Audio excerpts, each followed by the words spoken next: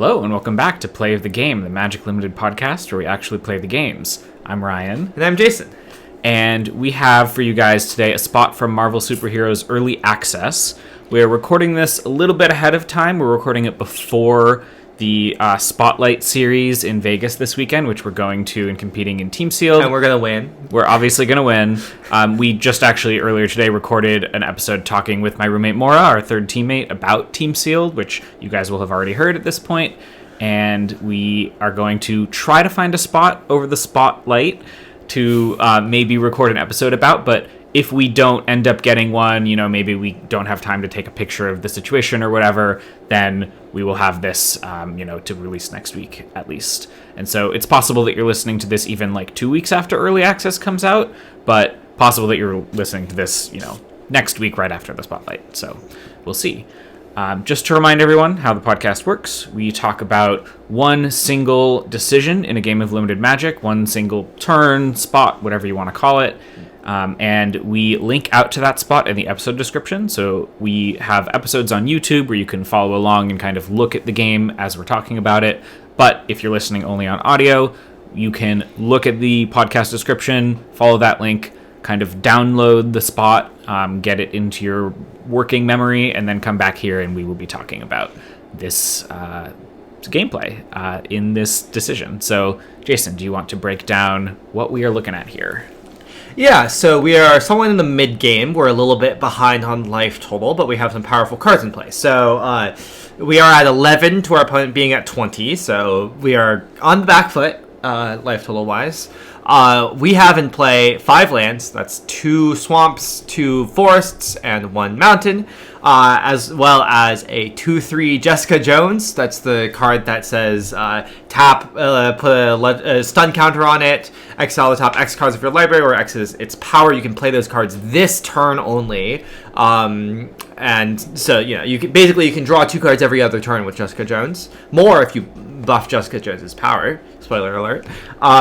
We also have a Moloid something or other. It lets you play lands from your graveyard and has landfall, make a 1/1 that has when this attacks you may mill 1. And finally we have one of the 1/1s that this Mole Man has made. So we have a 2/3, 2 1/1s, and our 2/3 and our Mole Man are both quite powerful cards that we would like to stick on the battlefield, but right now we are getting attacked. Also, importantly, we have a copy of Vibranium Energy Dagger, which is the 1 mana equipment that equips for 3 to give a creature +2/+2. It's indestructible, but that doesn't matter. We have a way to boost Jessica Jones's power if we so wish. Our opponent, on the other hand, has a 2/2. That's the Whiplash Vengeful Engineer. It drains us when it attacks while it has equipment attached, but they don't have any equipment in play right now. They have a 1/1 Quicksilver. That's just a 1/1 haste right now, but they can power it up for 5 mana to make it a 2/2 double strike.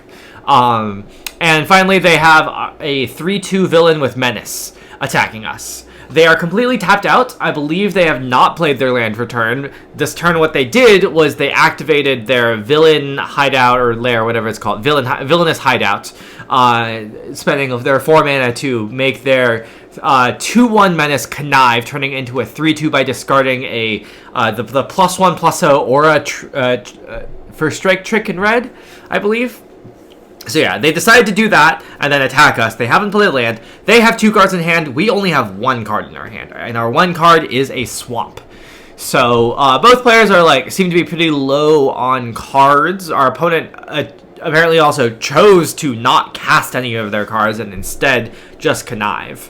So, and notably on the connive, right? They discarded a non-land, so they discarded this Super Speed, which is a flash sort of kindled fury combat trick variant that gives the creature +1/+0 and first strike the turn it enters. To be fair, they're making their 2/1 into a 3/2 is very, it makes a huge difference here, because if it were a 2/1, we could just very happily block with Jessica Jones and a 1/1, so a 2/3 and a 1/1. They would just trade with our 1/1. That would be very good for us. Although, I mean, in that scenario, they could cast the Super Speed, right? And Jessica Jones. Yeah, if they wanted to go discard a land, play a red source, and then cast Super super speed. Or I'm more commenting on the fact that like they could have just not activated the lair and instead gone and attacked us. Yeah. Right. So it's weird a little bit, or at least notable that they didn't do that. How I would read that is that they drew the super speed off the top with the connive.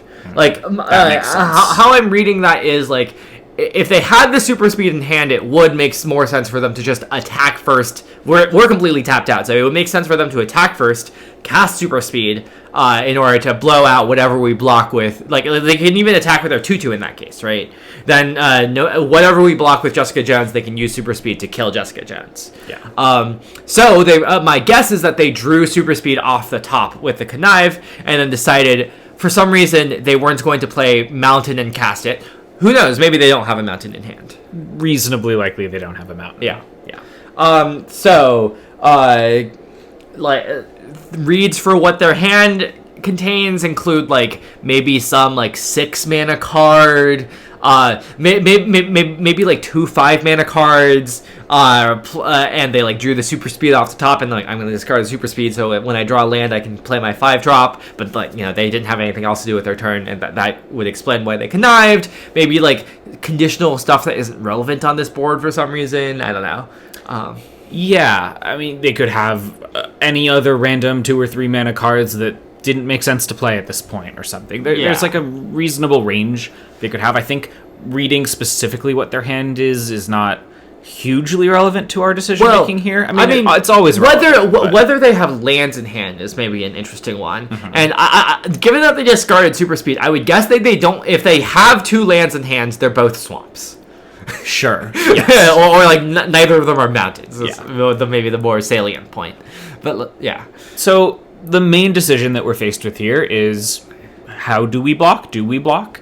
Those are really like the 2 binaries that maybe we want to talk about first. So we're at 11.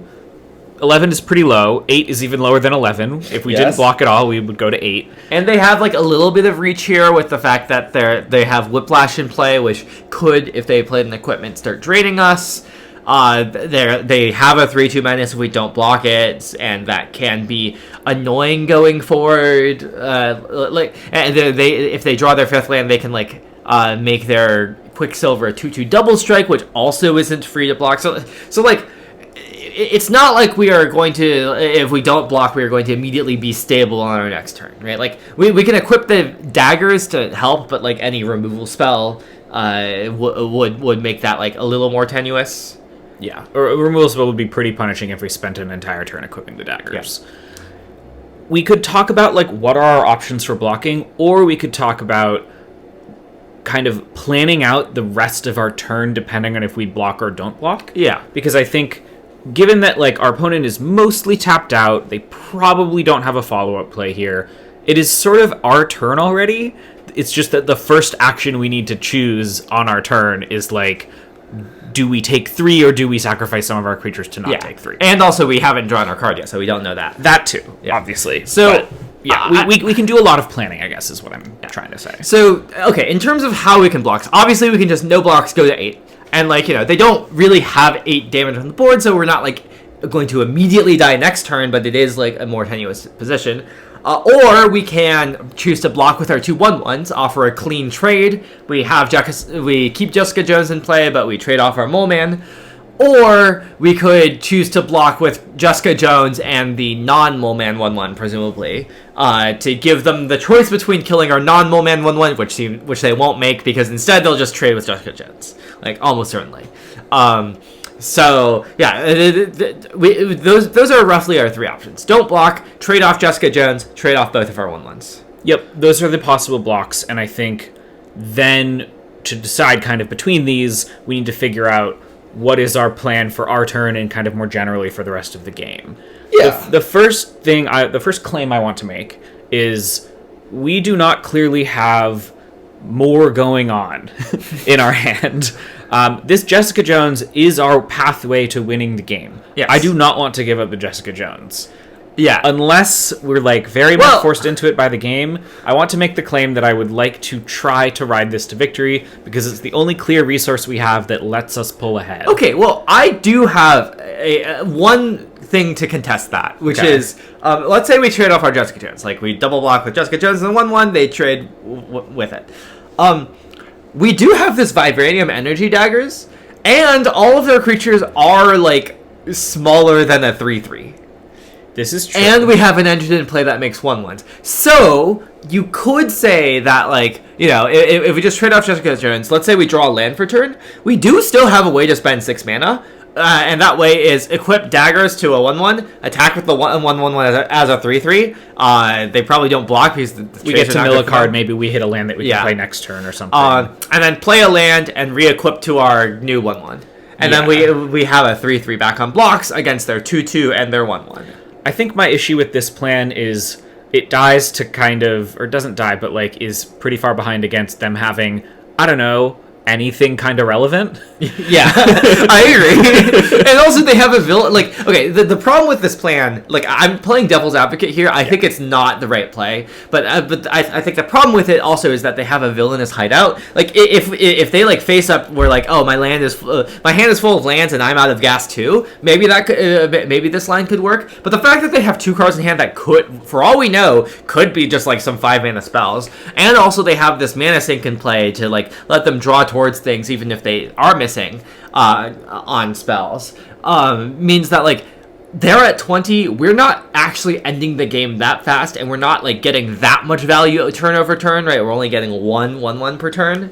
And yeah, we can make those 1/1s into 3/3s, but we can only make 1/1 into a 3/3 every turn, right? So like it's good. We're not really pushing to close the game, and they have like face up a way to like, you know, keep churning through their deck. I don't think that it's going to be good enough. Yeah, I think I agree. Basically, what we're kind of saying is like we could try to have our long game plan be Mole Man or Jessica Jones, and we're kind of evaluating the Mole Man option, or both, and take 8. Yes. Sorry, take 3. Yes, but if we're planning on blocking, right? Yeah. Like we're choosing which piece we value more in a long game, and Mole Man on its own does not seem like enough to win a game. How I would put it is Mole Man is more consistent in that you cannot have the fail case of you leave Jessica Jones alive, you draw a card for turn, it's a land, you tap Jessica Jones, you exile 2 lands, and then like you're suddenly like dying very quickly. Yes, definitely. But you are guaranteed to make more creatures that you can equip your daggers to and that can do relevant things in combat. But you're kind of guaranteed to not have that much more than that. Yes, exactly, because you only draw 1 card a turn.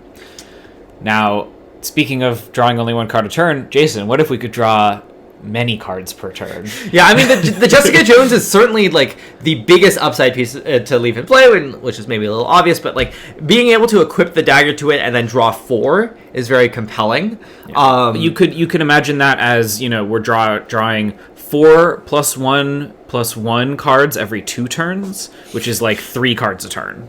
Kind of. Kind of. But it does require tapping our Jessica Jones, which is so like a little scary. It kind of removes it as a game piece, but we're getting access. We're seeing 6 potentially relevant spells over each 2 turns. Yeah. So, which is a lot, right? That's digging very deep into our deck. We have a good amount of lands in play. We're going to be able to cast relevant things with seeing that many cards.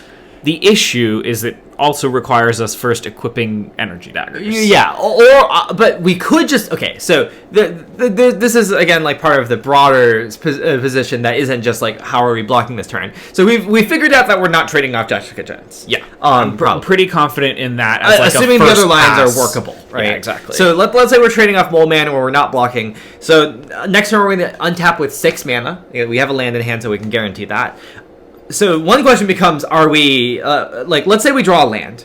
Are we tapping Jessica Jones immediately just to impulse draw 2 cards? Are we equipping and then tapping to like look at 4 but only have 3 mana available?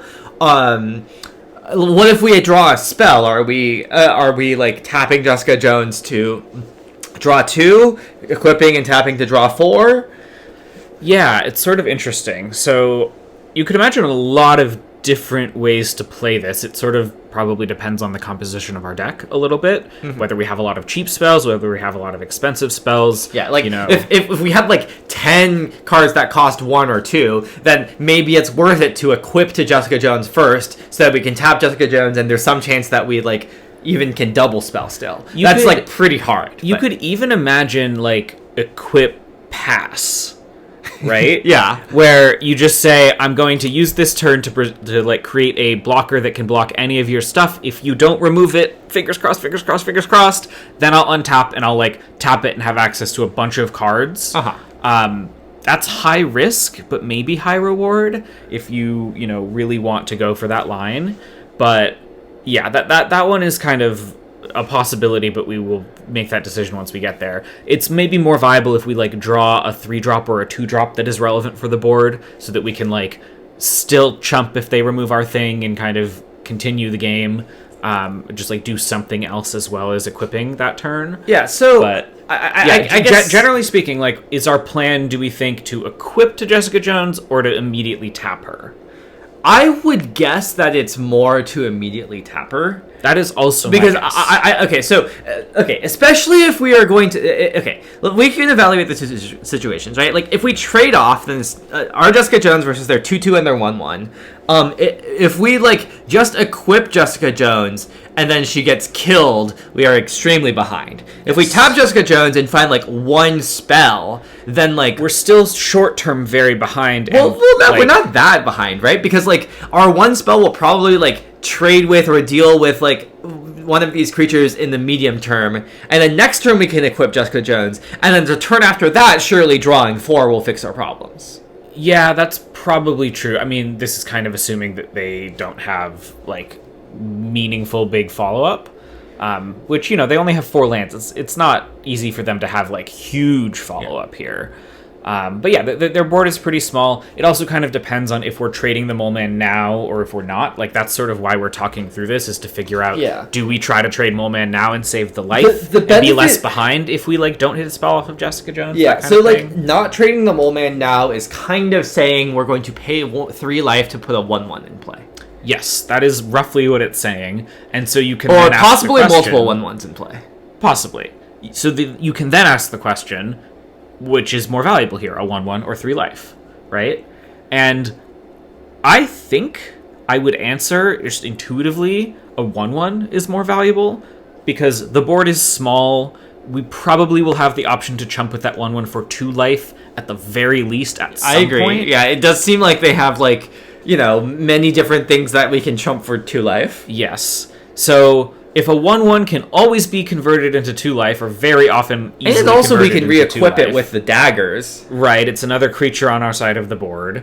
Like, in that case, I'm pretty inclined intuitively to say that the 1/1 is worth a little bit more than 3 life. Yeah, and also given the fact that they, like, if we were at a lower life total, right? If this was asking about going to 4 instead of going to 8, then it might be different, because they do have, like, their red-black, which has ways of burning us out, including a card that's on the board right now, which, like, could theoretically, burn us for, like, 1 or 2 points of damage at some point.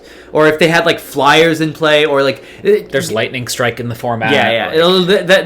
Then, like, falling to 4 would be a little sketchier. If we think that, like, our best line is to trade and then, like, try to not take more damage in the future and still be able to win, then we could, choose to trade.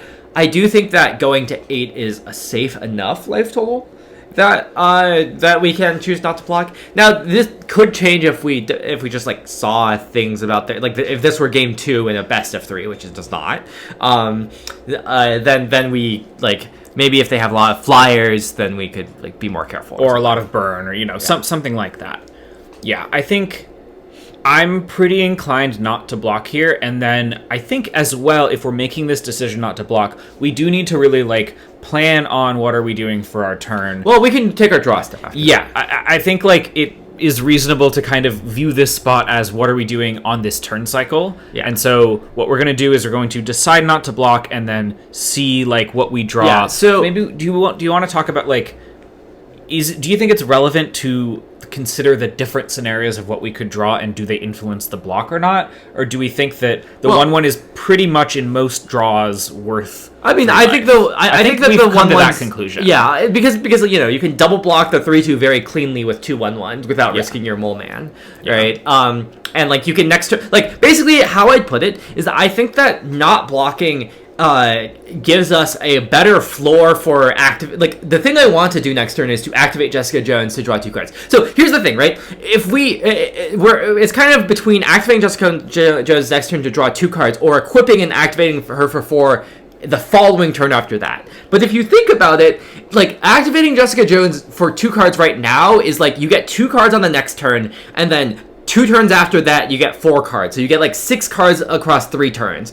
But if you equip her and then wait another turn to activate her, it's kind of like you're getting 8 cards across 4 turns. And the cards immediately, because we're in the position where we're turning the corner actively, or trying to in this game right now, they're more valuable the sooner they come to us. Yeah. So that's why my inclination is to activate her now, because like it's kind of like I would rather have 6 cards in 3 turns than 8 cards in 4 turns, I would say, from this position. Yes. And also obviously like when you tap her to draw 4 cards, it's not like it's not twice as good as drawing 2 cards because it's an you can't impulse draw. cast all of them. Yeah. Right. You often will not be able to cast all of them. Yeah. So yeah, that makes me really want to activate her next turn, and I think not blocking with the Mole Man also helps smooth out the variance of like if you draw 2 lands, you can still like put your daggers on like some 1/1 like on a 1/1, and you still make another 1/1, and it like makes it more fine.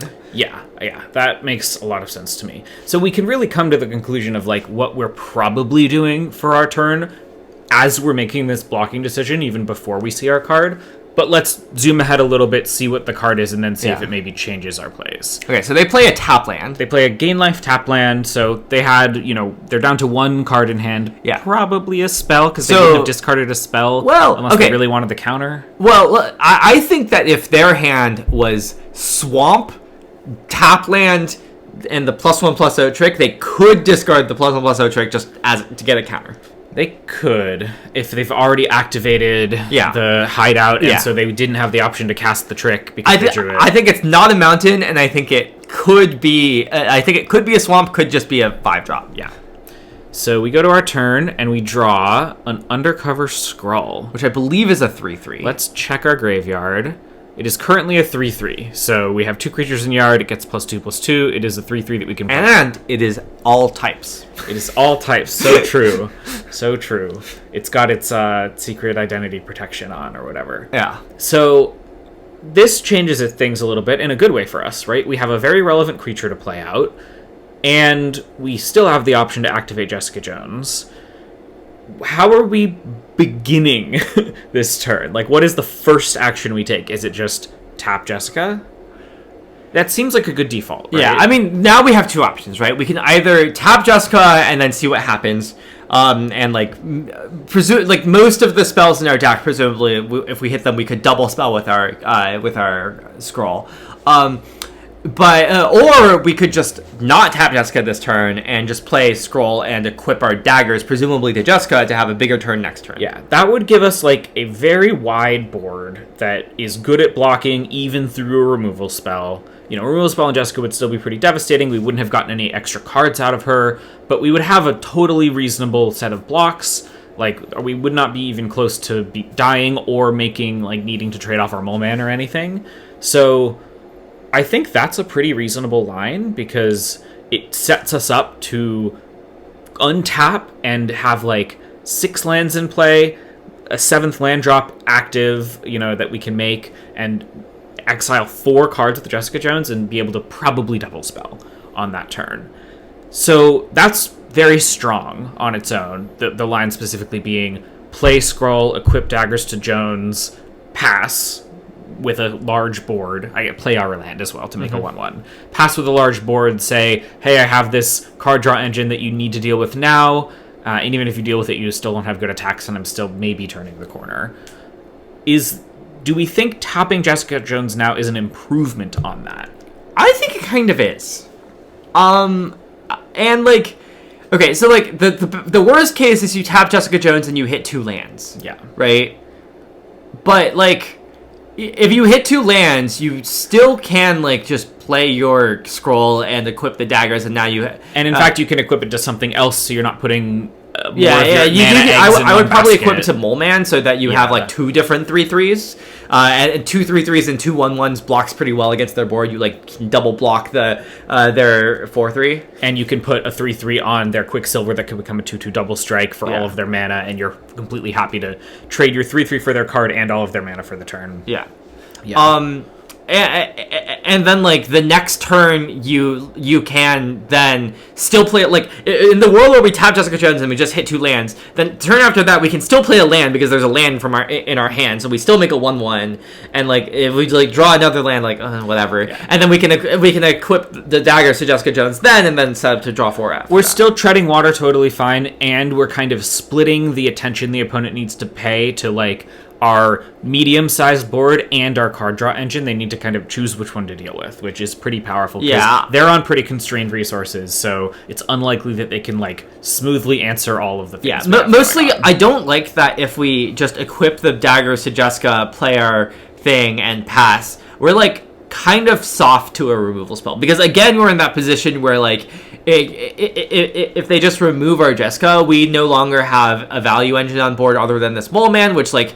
Again, they're at a pretty high life total. We're not obviously going to chunk through that quickly, and like they have a card draw engine in play. We don't. And so the solution to that fear of if they have a removal spell, then we're not really making any traction. We're not really turning the corner. We're just treading water. Is okay. Then we need to get some cards out of Jessica Jones now to make sure we have some advantage. Yeah. Right. So, tapping her immediately, I think, makes a lot of sense. It splits the advantage distribution nicely. Yeah, again, it's entirely possible that tapping her doesn't give that much, in that it could just flip 2 lands. The thing is, but if we do flip 2 lands, it means we would have drawn those 2 lands. Exactly. Right? And so in some sense, it did actually get us meaningfully closer to our spells either way, and we got the value right in that situation. So let's see what happened. We play our land and mill a card, or no, we don't mill. We make a creature that can mill when it attacks. Yes. And I play the scroll. I equip daggers, and I think I just pass. So I took that line, which I think I agree is a little worse. Let's see. Did I get punished? They play a 2/2 flyer, so some reach, and then draw a removal spell for it. So we did not get punished. Okay. We get to tap Jessica, exile a bunch of very strong cards that I think we actually end up being able to play all of them. That's very funny. And I think we run ahead of the game pretty cleanly from there. Yeah, but notably, like if we had if we had just like tapped Jessica Jones for 2, we also would have won this game. Yes. Agreed. We would have I think exiled the punch, right? And then been able to like cast that on something. We would have exiled the punch and like I think we would have exiled the punch and the rapid rescue based on the order. And so I mean technically we wouldn't have been able to use the punch on like exactly what we wanted, but we still would have found our reach creature and our flyer, and we would have been totally fine. Yeah. So very tight spot where we were right about to turn the corner, but needed to kind of make sure we used our resources and conserved our life total carefully enough. We were willing to sacrifice a little bit of life total to make sure we really had enough resources to turn the corner. Common spot that comes up in Limited, but we thought it was a good one to talk about. Yeah. All right, that will be it for this episode. So until next time, you can find me at r-condon.bsky.social. And Jason? You can find me at JasonILTG, basically everywhere. Awesome. And until next time, everyone, go out and make some good plays. And read this one's Patreon.